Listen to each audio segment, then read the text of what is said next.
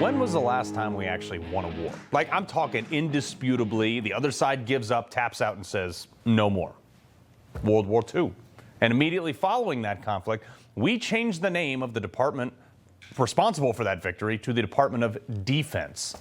And a few minutes ago, Donald Trump changed it back to the Department of War.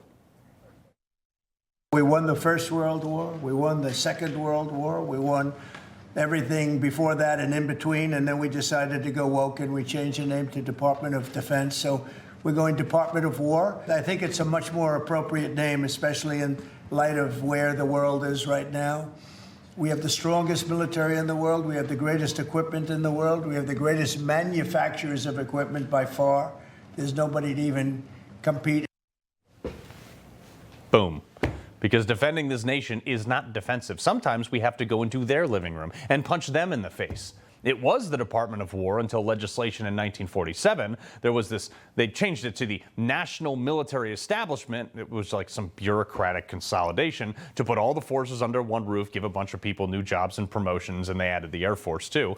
It was an amendment, though, in 1949 that formally changed the name to the Department of Defense. Look, we have the capability to beat anybody on the planet in a head-to-head showdown, but we haven't won a war since they changed the name. Not that we didn't have the ability on the soldier level, it's that we didn't have the political will to do it anymore.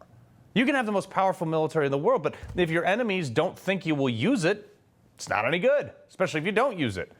National security starts with your enemies knowing you will have the political will. I mean, we dropped the first atom bomb to let them know that we had one, and then we dropped the second one to let them know we would do it again. The bomb didn't break their will. The idea that we would keep doing it did. I think Trump revitalized the global perception of that political will, conclusively, actually. But part of that willpower comes in the willingness to call it what it is. You see, over the last half century, American people have been so afraid to, offend everyone. We've tiptoed around the reality of the rest of the world, that bad guys are out there to kill us. And the only reason they don't is because they're worried we're going to kill them first, which is not defense, it's war. Renaming this to the Department of War is that first step because that's what we do. What I never understood was if the military was only eligible to operate outside of our borders. I mean, Lord knows we've seen all these lib judges that couldn't defend themselves against like a wet paper bag. They keep ruling that the keyword National Guard, can't even operate here. So why would it ever be the Department of Defense? Because the military goes into other countries and other reasons on the offense. Once the bad guys are here, that's defense, which is any number of domestic agencies like FBI, DHS, local police, whatever. This is great. I mean, like, call it what it is, Department of War. And if that makes you uncomfortable, angry, or PO'd, I don't really care. Because you're protected by that bubble of our willingness to go to war. These white markers are the cost for you to have any opinion whatsoever, especially the opinion to be weak, offended, and hate everything about strength that the department that goes to war affords you. We, unfortunately, that is pretty much the entire Democrat Party, if you think about it now. The type of people who think this name change is meaningless and stupid are the very type of people that would not run towards the gunfire anyway. So I couldn't care less about the opinion of this upgrade. But you know who does care about this? And I think this is what the mainstream media is largely missing here. China, Russia, Iran, especially after we turned one of their mountains into a valley. You see, they see this nation that for the last 4 years, we basically hid from our own shadow. I mean, you saw the withdrawal from Afghanistan. That was a big signal that America was off the stage. We did it for, political correctness, weakness, whatever it was. Sure, under Biden, we bombed Syria, but we were bombing targets. We were pounding dead sand. We were bombing targets that Syria had already bombed years ago and mostly destroyed for the sake of, a political victory lap. So to that, that outraged lib who just hyperventilates everything, everything Trump does, just shut up and sit this one out. Just serve the coffee and make sure I get the fries with that.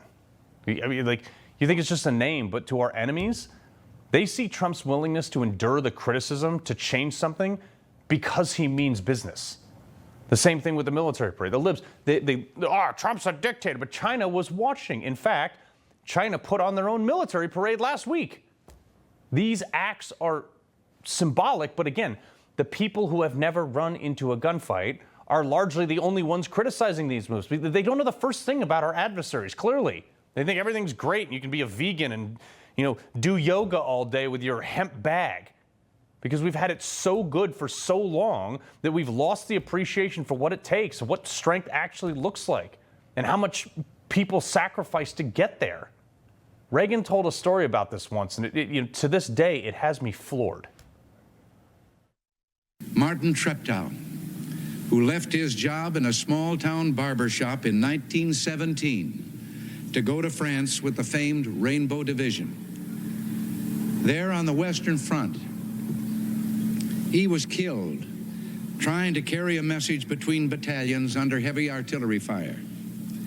We're told that on his body was found a diary. On the flyleaf, under the heading, "My Pledge," he had written these words: "America must win this war. Therefore, I will work, I will save, I will sacrifice, I will endure. I will fight cheerfully and do my utmost as if the issue of the whole struggle depended on me alone." People don't talk like that anymore. I mean, you saw even Reagan was cracking. But back when it was the Department of War, that's how everybody spoke. Even the guy who went from a barber to believing in his heart that the entire success of World War I rested on his shoulders, that's the spirit of the Department of War. That's why this means something to me, folks. The Department of Defense is some inclusive consultant speak gobbledygook, probably thought up by someone who's never been to war, thought we probably shouldn't have dropped the atom bombs. You see it as a name, or people who oppose it see it as a name. I see it as honoring Martin Treptow and tons of other people who went before him and after him. We want to be taken seriously on the global stage. We have to be serious on the global stage, and it starts with calling it what it is. He loves the Constitution. He fights for what's right. He hates the bad guys. He's a freedom warrior. He's your freedom warrior. Watch Carl Higbie every weekday on Newsmax.